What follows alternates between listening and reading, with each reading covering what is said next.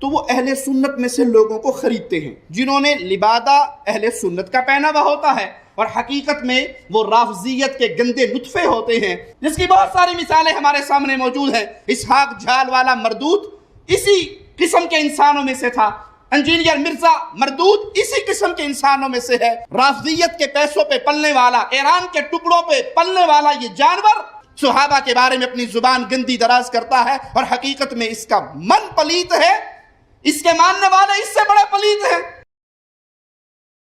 میں اہل حدیث مکتب فکر کے خلاف نہیں ہوں، میں منہج کے خلاف نہیں ہوں۔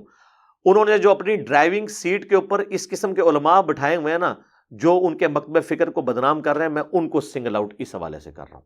یہ ذہن میں رکھیے گا، اس کو اوور آل نہ سمجھیے گا۔ جس طرح ہم علماء کو جب کنڈیم کرتے ہیں تو مراد علماء سو ہیں، علماء حق کو نہیں ہم کہہ رہے ہوتے۔ تو وہ میں آپ کو مثال دے دیتا ہوں کہ انہوں نے احادیث کے اندر کیسے تعریف کی۔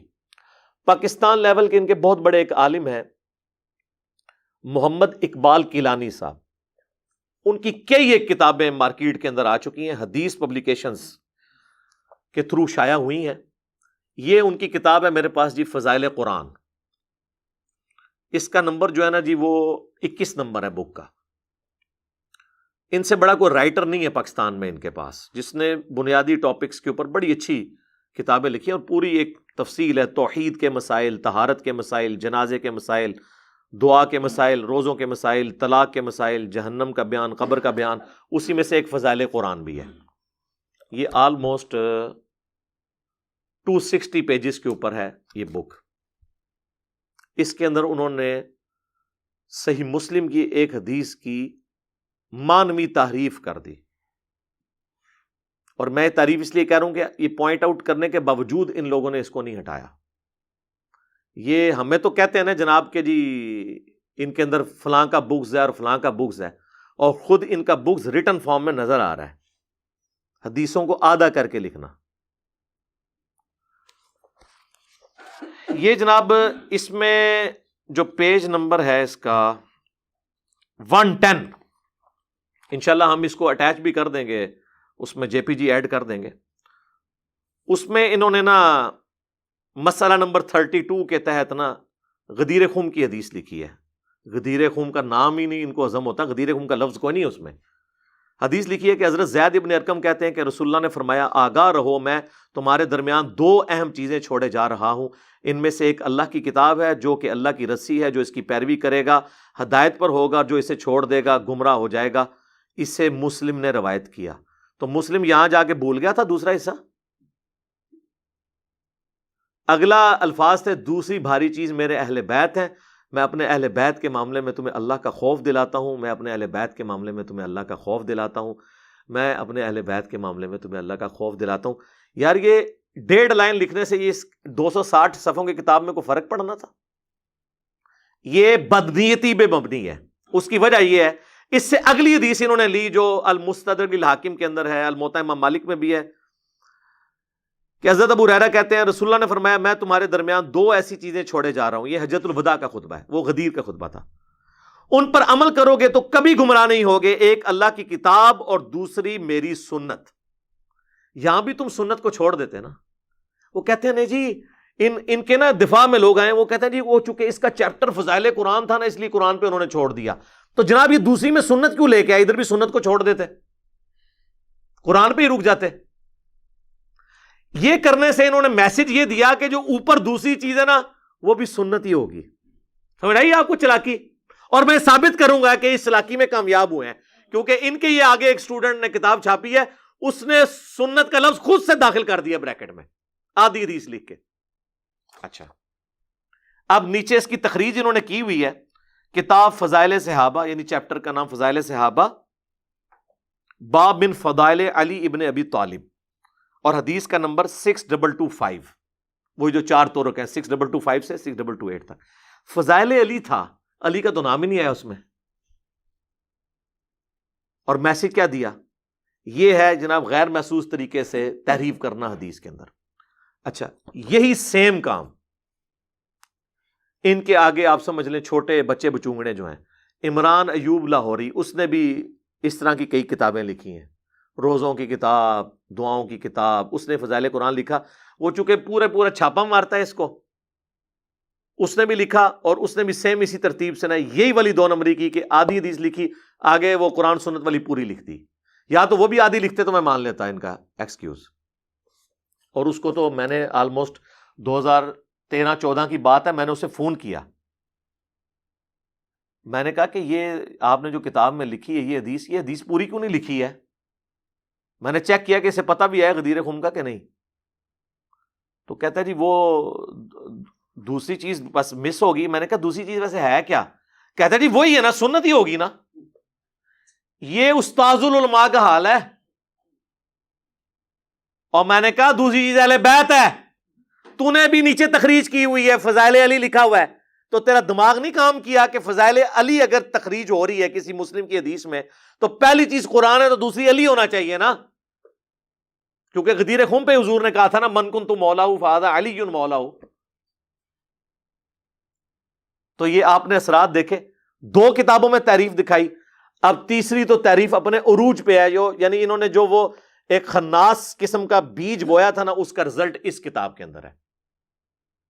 فضائل قرآن، شفیق الرحمان کاظم صاحب کی کتاب ہے یہ، اور دارالاندلس یہ ان کی پرنٹ ہوئی ہوئی ہے.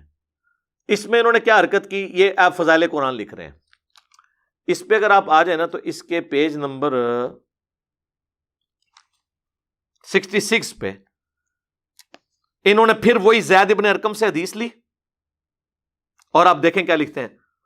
زید ابن ارقم بیان کرتے ہیں رسول اللہ نے فرمایا صلی اللہ علیہ وآلہ وسلم، خبردار میں تمہارے پاس ثقلین 2 بھاری چیزیں چھوڑ کے جا رہا ہوں. اور بریکٹ میں لکھ دیا کتاب و سنت. وہ تھا کتاب اور اہل بیت. اس نے خود بریکٹ ڈال کے امیج، یعنی وہ جو اقبال کیلانی صاحب نے بیج بویا تھا نا، وہ ایک شجر خبیثہ بن گیا، اس کے یہ خبیث پھل بھی نکل آیا. چھوڑ کر جا رہا ہوں ان دونوں میں سے ایک اللہ کی کتاب ہے، وہ اس کی رسی ہے، اور جس نے اس کی تابعداری کی وہ ہدایت پر رہے گا، جس نے چھوڑ دیا وہ گمراہ ہو جائے گا اور عطا گہرائیوں میں گر جائے گا. بس دوسری چیز لکھی نہیں. اور اس نے بھی نیچے تخریج اب لکھی نا، تخریج کیا کرتا ہے کہ یہ حدیث کہاں سے لیے، وہ لکھتا ہے صحیح مسلم کتاب فضائل صحابہ باب فضائل علی. بکھی تے مکھی ماری ہوئی ہے. میں جو کہتا ہوں نقال ہیں، کہتے تو اپنے آپ کو مفتیا، استاذ العلماء، شیخ الحدیث، حافظہ اللہ، آیت اللہ، حجت اللہ، ٹھیک ہے نا جی. تو لعنت اللہ نہیں ہم کہتے ہیں، ہم جنرل کہہ دیتے ہیں کہ قرآن کے تحت لعنت اللہ علی الکاذبین، اور ویسے بولیں گے تو وہ حالت رفع میں لعنت اللہ علی الکاذبین، جھوٹوں پہ اللہ کی لعنت. اچھا اس نے بھی وہی حرکت کی. اس سے اگلی حدیث یہ پتہ کیا لے کے آیا کہ امام مالک روایت کرتے ہیں کہ رسول اللہ نے فرمایا میں تمہارے پاس 2 چیزیں چھوڑ کے جا رہا ہوں، تم ہرگز گمراہ نہیں ہو سکتے جب تک ان کو مضبوطی سے پکڑ لو گے، ایک اللہ کی کتاب اور دوسرے اس کے نبی کی سنت. یا وہ دوسری چیز لکھنی اس کو یاد رہی ہے. یار یہ ایک جگہ بھولتے، 2 جگہ بھولتے، 3 مختلف بندے بھولے، تو یہ بغض اہل بیت ہے ان کے اندر. آپ کو تو یہ کہانیاں کراتے ہیں وہ جی حضرت علی کی محبت میں غلو ہو کے فرقے گمراہ ہوں گے. تو سر وہ پوری حدیث کیا ہے؟ فضائل صحابہ احمد بن حنبل کی کتاب میں 2 روایتیں ہیں، اور یہ غیبی خبر رسول اللہ کے بتانے پر ہی موقوف ہے. مولا علی کا قول ہے کہ میری وجہ سے 2 فرقے جہنم میں جائیں گے اور 2 فرقے گمراہ ہوں گے، ایک میری محبت میں غلو کر کے، ایک میری دشمنی میں غلو کر کے. یعنی محبت میں غلو کرنے والے رافضی، جن کا آپ کو یہ تعارف بڑے اچھے طریقے سے کرواتے ہیں، اور دشمنی میں غلو کرنے والے ناصبی، یعنی جو ان کے اندر خود موجود ہیں اس لیے ان کا تعارف نہیں کرواتے، اور کہتے ہیں نہیں جی وہ پہلے ایک گروہ تھا. نہ سر، سنن نسائی میں موجود ہے کہ خوارج ناصبی قیامت تک پیدا ہوتے رہیں گے، اور ان کا آخری گروہ دجال کے ساتھ مل کے مسلمانوں کے خلاف قتال کرے گا. آپ کو نظر نہیں آ رہے نا، آپ نے اینک دوسری لگائی ہے، ہمیں تو نظر آ رہے ہیں. تو آپ کو کیسے نظر آئیں گے؟ آپ کے اندر موجود ہے. اور پھر جب زیادہ بحث ہوتی ہے کہتے ہیں جی قیامت الدن پوچھا نہیں جائے گا. یہ جو کچھ آپ نے حرکتیں کی ان کتابوں میں، یہ آپ سے نہیں پوچھا جائے گا کہ آپ نے حدیثوں کی تعریف کی ہے، علماء یہود کا کردار ادا کیا، آپ سے نہیں پوچھا جائے گا. صحیح مسلم میں 240 حدیث ہے، علی سے محبت نہیں رکھے گا مگر مؤمن، علی سے بغض نہیں رکھے گا مگر منافق. یہ تو کہتے ہیں نا وہ جی حب علی نہیں ہے، بغض معاویہ. بغض معاویہ تو کوئی چیز ہی نہیں دنیا میں، حب علی اور بغض علی ہے. ایویں کولو ایک محاورہ بنا چھڑے. قرآن و حدیث نہ آتا تو محاورے پھر بول دیتے ہیں آگے سے. تو یہ مسلم شریف کی حدیث پھر آپ لوگوں پہ فٹ ہونی ہے کہ آپ کے اندر بغض ہے. پوچھا نہیں جائے گا. پوچھا تو جائے گا. غدیر خم کی حدیث ہے, رسول اللہ ڈرا کے گئے ہیں صلی اللہ علیہ وآلہ وسلم. اور پھر جو المستدرک للحاکم میں حدیث ہے 4712 کہ اگر کوئی شخص پوری زندگی حجر اسود اور مقام ابراہیم کے درمیان نمازیں پڑھتا رہے اور روزے رکھتا رہے اور اس حال میں مرے کہ ہم اہل بیت کا بغض اس کے دل کے اندر ہوا تو اللہ اسے ضرور آگ میں داخل کرے گا. تو نہیں پوچھا جانا. آپ کی جنت اور دوزخ کا فیصلہ اہل بیت کی محبت پہ ہو رہا ہے, آپ اسے جو ہے وہ سنی شیعہ فساد بنائے ہوئے ہیں. تو اپنی اداؤں کے اوپر خود غور کریں. اور مجھے پتا ہے آپ لوگ بہت تنگ ہیں میری وجہ سے. اچھا, یہ جو 2 ننگے سر والے بھائی ہیں نا, یہ پاکستان لیول کے ایک واٹس ایپ گروپ جس میں سینکڑوں علماء ہیں, 1 سے زیادہ گروپس بنے ہوئے, ان کے ایڈمن بھی ہیں. اور ان گروپس میں ہمارے چاہنے والے علماء بھی موجود ہیں. اہل حق تو ہر جگہ موجود ہے. تو ہمیں ریئل ٹائم مولوی لیکس آتی رہتی ہیں, جیسے ویکی لیکس ہوتی ہے نا, مولوی لیکس بھی ہیں. اور ان 2 بھائیوں کی تو مولوی لیکس آتی رہتی ہیں آئے دن کہ یہ لوگ کتنے تنگ ہیں.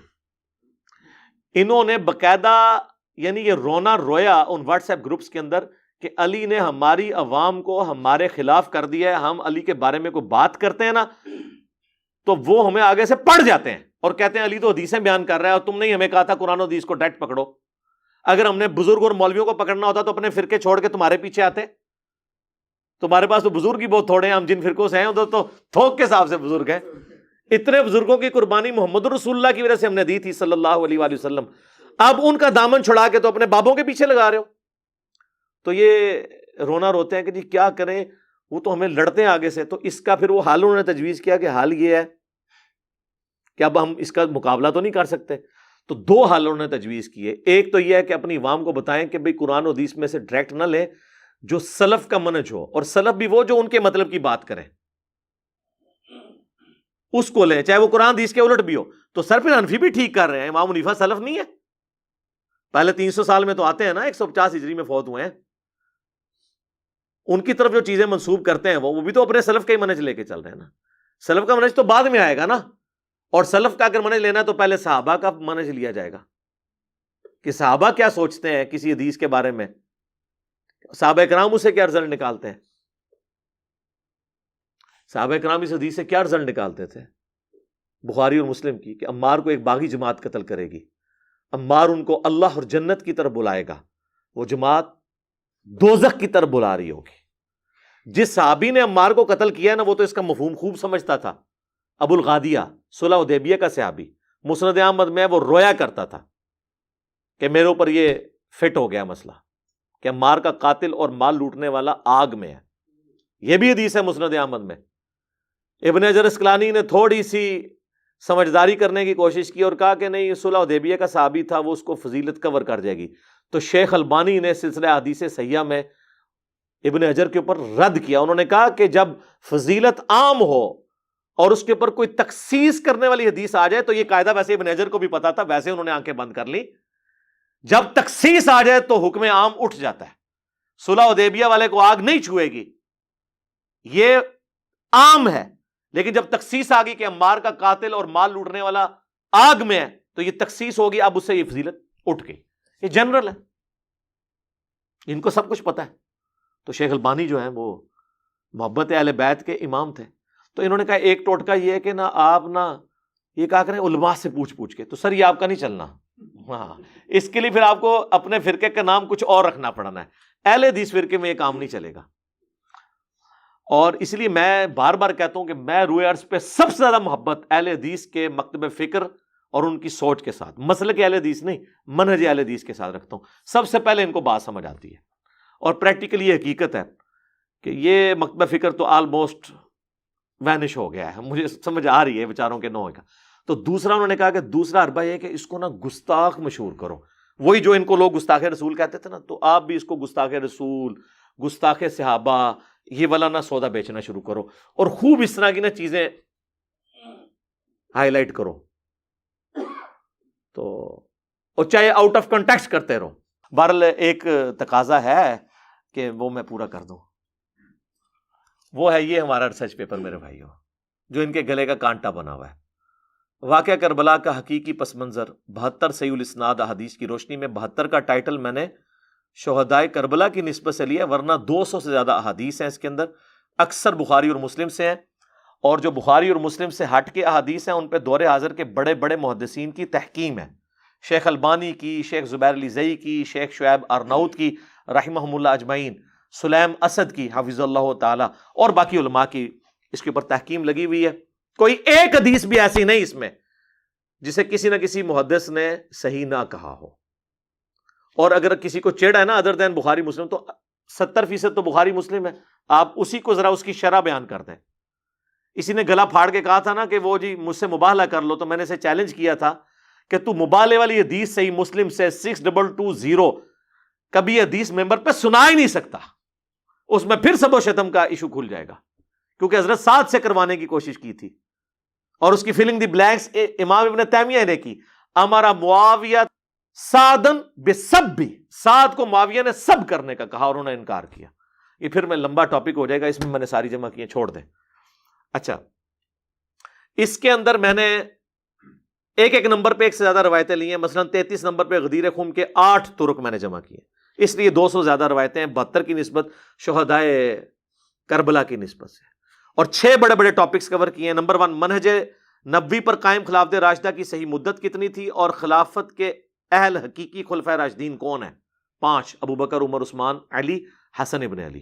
یہ میں نے ثابت کیا. دوسرا ٹاپک، خلیفہ راشد سے بغاوت بدعت ہے. جنگ جمل، صفین اور نہروان میں سیدنا علی کی حقانیت اور شہادت سیدنا عثمان کے اصلی اسباب.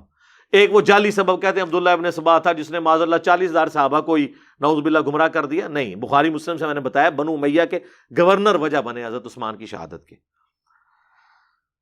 تیسرا ٹاپک، رسول اللہ صلی اللہ علیہ وآلہ وسلم نے اپنی وفات سے 1 مہینہ پہلے مستقبل میں ہونے والے حکومتی بگاڑ سے متعلق غیبی خبریں دے دی تھیں. چوتھا ٹاپک، چوتھے خلیفہ راشد سیدنا علی کے فضائل کا بیان اور ان پر ممبروں سے لعنت کرنے کی بدعت کب اور کس نے ایجاد کی.